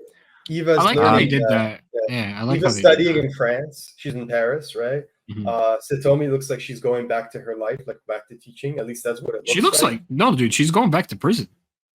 Oh, back to prison. That's the prison. Oh yeah, Cooktown Sheriff's Office. That's even more impressive. Yeah, she's going back to finish her sentence. She's going back to finish. They're gonna let her out. I think they're gonna let her out. How do you keep her in? Or Kieran's gonna put her on special assignments, right? Yeah. And then we see Wendell's with his daughter, which is amazing. I'm so happy for him. But that means he's no longer radiant yellow, I think. Then we see the Colossal. I think he did that on purpose. Like, I really think like he left the radiant and went back to this time because this. Do you think he left it? Do you think he left it knowing Marshall would fix the collapsing timeline? Yes, I do, and I can actually tell you, I think the moment exactly that it happened was when Marshall he turned really evil, and Marshall and Nathan came into his timeline and saw the destruction. And Nathan saved them from Premier and sent them back into the donut shop where Wendell saw all this. He saw, like, I believe he actually saw what's it called? Like, he saw Marshall save them, even though how evil he is. But yeah, I think that was the moment that he realized, okay, maybe he's not fully gone. But yeah, I think he definitely did it on purpose, or that's just my headcanon. But yeah, he's got a happy ending here, so it's hopefully not an ending. Yeah, it's not hopefully not the ending. You still need that Radiant Yellow series at some point. Hopefully, fingers crossed. But yeah, no, it was super satisfying here. Also, one question I wanted to ask, because I don't know well enough. I wish Matt was here. Matt would be the person to ask. But Kathy's not at this funeral, is she? I didn't see her, but we might have to wait for Matt. Yeah, on the first page when Nathan's talking, you see a couple people behind. I don't recognize what Kathy looks like, but I see a lady with glasses, and I see a couple people, but I wasn't sure. But I was like, okay, that would be maybe the one place she could make a return, but who knows? True. That's true. Kathy returning soon to the Massiveverse. Returning soon. So that's where it ends. Is at the airport. Marshall drops Nathan off. Nathan is. They're joking about how there's a Cal remake coming out, like a movie, and it's almost like a commentary on real life, where they're saying, "I know, but they really ran out of ideas." And that's where Marshall's like, "You should go write the movie," and he's like, "I don't think that's how it works because I'm not interested in that Hollywood bullshit." And then he just hugs him. I could see that happening. Would that be cool? Do you guys like that? How could you do that? Is that not licensed by Marvel? Just go get him, Tiger, or is it like a different I don't know. It's gotta be. I love that he did that. I'm not like upset with that. I thought it was so cute. But I liked it too. That's for sure. Yeah, and that's where he sees Mrs. Burnett outside, and she tells him if he ever needs someone to talk to or anything, like he's there for her. And Marshall just keeps saying inappropriate thing after inappropriate thing, like there's no cool. Like she literally says, "Oh hey, yeah, he's off." What did he say? He says, when she says, "Listen, I know you don't want to take your best friend's mom up on any kind of offer," and he's like, "Okay," super creepy when you put it like that. I'm just like, bro, come on. It's just like he's still Marshall. Like he's always Marshall. Never switches it off. But that was so good. Yeah. Every single person in his life pretty much went from like not believing him to like having some belief in him. Like the mom, like even the mom was pissed at him before. Nathan, like his best friend. So I think, just the amount of change that's happened, I think, definitely going to put a lot of confidence in him as Radiant Black, and definitely going to make him a better hero, 100%. That's where it says, you see the Twitter like pop up and it says Radiant Black. Someone tags him and says 4 guys knocking over the MK branch on Irving Park Road, alien guns, come help, question mark, and he says living the dream. That's where he transforms, and you get this final page right here, which is gorgeous. If there's any page that would have you excited for the upcoming era of Radiant Black, it's this one. And as you can see, the destruction is still behind them. It's everywhere. There's 2 colossals in the dead middle of downtown. The destruction levels are catastrophic, like death everywhere. Yeah. It reminds me of that page he did when he was in LA. No. Yes. When he was in LA and he was flying over LA. Is that 15? Something like that. But I don't have enough time to stay till the end. But before I go, I just want to give you guys my final thoughts. It's been a great ride. The last 2 issues were definitely worth the wait. I'm personally happy that Marshall was the one that won the vote, but I'm super pleased with how they arrived at that point, because kind of like Bash said earlier, by the end I was rooting for both. Like some part of me wanted Nathan to be the Radiant Black, and the other side of me we were talking about this, like how much Nathan was in the book as Radiant Black. We thought he was Radiant Black. Like we thought that's their way of telling us like Nathan won the vote before they actually showed, because he was Radiant Black in both issues up until the last 25% of 30.5. So we really thought Nathan was Radiant Black. And we were okay with that. As I was reading it, I was like, you know what, you sold me on it. And then it was like, no, Marshall won the vote, and I was like, unclench, what an amazing series. What an amazing issue. What an amazing series. Just incredible. Go reread 25 if you want to get like some of the connections between this and that, see some of the cool stuff that the poetic ending and all that stuff. But guys, knocked it out of the park. You guys killed it. Like, this is 11 out of 10 is perfect. As a reader, I am beyond satisfied. And like I said, either way the vote could have gone, I would have been 10 out of 10 because it's such a great story. So what does this mean for the future of Radiant Black? Is it done? Nope. It's not done. It had to go. We're going to get more Radiant Black. It's going to return in February 2025. You'll see that at the end of 30.5. Obviously, you've read this. If you're listening to this, it says Radiant Black will return. So until then, we're on hiatus. Does this mean they're going to stop working on the books? As we mentioned earlier in the episode, no. They're banking issues so that we can avoid delays in the future. They're trying to get back up to the monthly release without delays. So they're banking issues. There's a lot to look forward to. We will not be going on hiatus. We will be posting at least once a month. We will be posting events. We will be doing giveaways. There will be trivia. There will be fun. We'll be creator interviews. We've already announced the one with Marcelo and Eduardo, and then we're trying to get Kyle and Joe as well. So it's going to be a lot to look forward to. It's going to be sweet. Yeah, it's going to be sweet breaking it down with them for sure. And I love how it really did feel like the end, but they left so many different points in the future to make it really, really exciting to look forward to. Especially now, it's like they're separated from the Colossals. If they're going to want answers, they're going to have to go into space. There's so many questions. And obviously I didn't even think about this, but in the last page, he gets a tweet saying, there's some alien guns in Irving Park. Guns, yep. Yeah, there's a lot of that tech that's going to be getting around. I can't wait to see the civilian response. Like, I want to see how people are going to deal with the downtown having 2 giant robots dead in the middle, right? I think it was last issue. Yeah, we already heard like the amount of like planes, like the economy was tanking. Like a lot of people were having to track flights. So it's gonna be definitely gonna be a lot of repercussions. A ton of damage for sure. But it was absolutely crazy. And before I forget, or I guess we can do this on another episode, but you have that beautiful Radiant Black. We'll do it on another episode, So I have this Radiant Black via teaser. From is it Salda Press? It's from Italy. It's the Italian version of Radiant Black Volume 1. So as you can see, it's literally like all in Italian. There's some really interesting differences between this issue or this volume and the other one. Very minor, but just really cool stuff, which we'll talk about in the future. It'll be brief, 100%. But it's been a long episode. Anyway, guys, we just want to say it's been such a blast talking about the series from the past. It's been so much fun doing it with the guys, growing with the characters. Thanks again to Ryan and the team for sending us a PDF a few days early so that we could publish this review out on time. Thanks to Kyle, Eduardo, Marcelo, Rod, Raul, Becca, everyone who worked on this book and this past arc, and Joe Clark, of course. Sorry, I keep forgetting. You guys killed this book, really. And if you guys want to read more stuff from this duo, like Joe Clark and Kyle Higgins, please check out Deep Cuts. And the last thing is, if you love Ryan Parrott's work, Rogue Sun writer, co-creator, there's a book called Vicarious coming out tomorrow being October, so about the day this episode drops, October 16, 2024. Number 1 comes out from Boom Studios. And then The Infernals, which we've been covering on the Rogue Sun podcast, the trade paperback comes out tomorrow, collecting the first 5 issues. Fantastic book. If you want to hear our thoughts, check out the Rogue Sun podcast. I highly recommend it. I know Charlie highly recommends it. So, yeah, check that out if you haven't. But thank you so much for joining us, guys. Anything you want to add before we go, Charlie?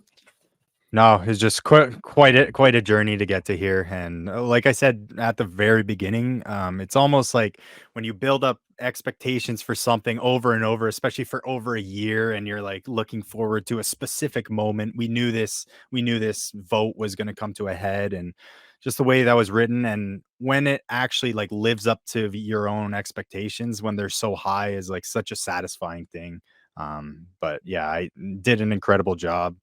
I'm excited to talk to the art team and the writing team. It's gonna be super fun diving into it with them. Got some cool questions, but yeah, if you like Bash said, if you guys have questions, put them below. If you guys have any ideas of what you want to see us do during this hiatus, you can let us know as well below. And it was a great time. And yeah, February can't come soon enough, but yeah, we definitely got enough to keep us busy until then. So yeah, that's it. The future is very bright for Radiant Black. Just a shameless plug right here. If you guys want to check out our Patreon, it'll be in the description. Help us keep the lights on for the show, publish more content. We're going to be doing more and more. We've just been a very busy time. But with this gap now, especially with the hiatus, we have a lot of ideas we can't wait to do.